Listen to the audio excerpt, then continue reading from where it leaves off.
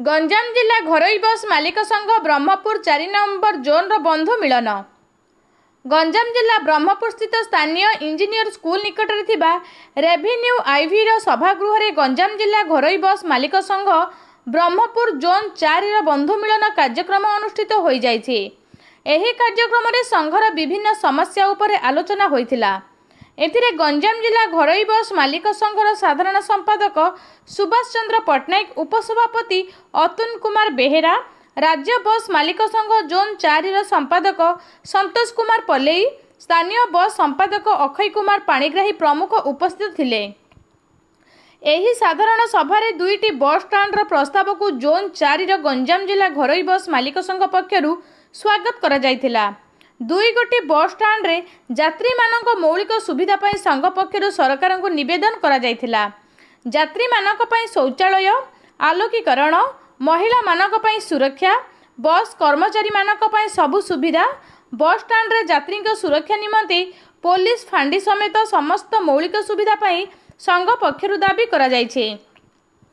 बस स्टाण्ड और railway station और डाक्तरखाना को आसुथिबा और रोगी संपर्कियों पाई गमनागमन निमंते संजोग हेले यात्री माने उपकृत होई परिबे बोली संघ पक्षरु परामर्श दिया जायछि। गंजाम जिला बस मालिक संघर साधारण संपादक सुभाष चंद्र पट्टनायक।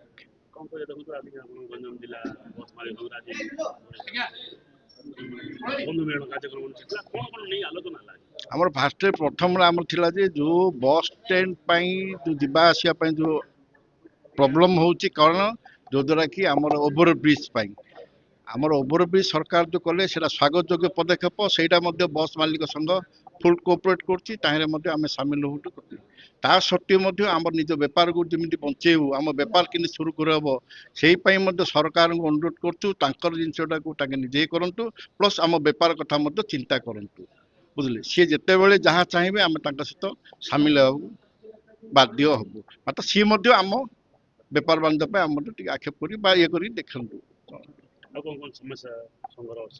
संघर समस्या तो बहुत प्रकार थिला से जो तोरा टाणी गाड़ी ऊपर थिला से जिंस थिला आम जाई काली सेक्रेटरी मिस्टिलु से गोटे प्रकार टेंडर डाकिचंती गोटे प्रकार टेंडर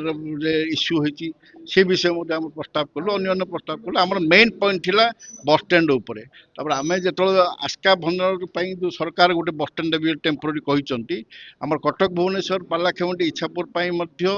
जो देइचंती हमको हमर लोकल एमएलए आमे जाइथिलु लोकल एमएलए हम प्रतिश्रुति देइचंती जो लांजीपुली पाखरे गोटे 16 एकर जगह अछि आपण देव बढ़िया भल स्वागत योग्य पदक्षेप आ बहुत बहुत धन्यवाद हमर एमएलए को से हम कमिटमेंट आदर मध्ये से डिस्कशन करी मध्ये आसीछु बस।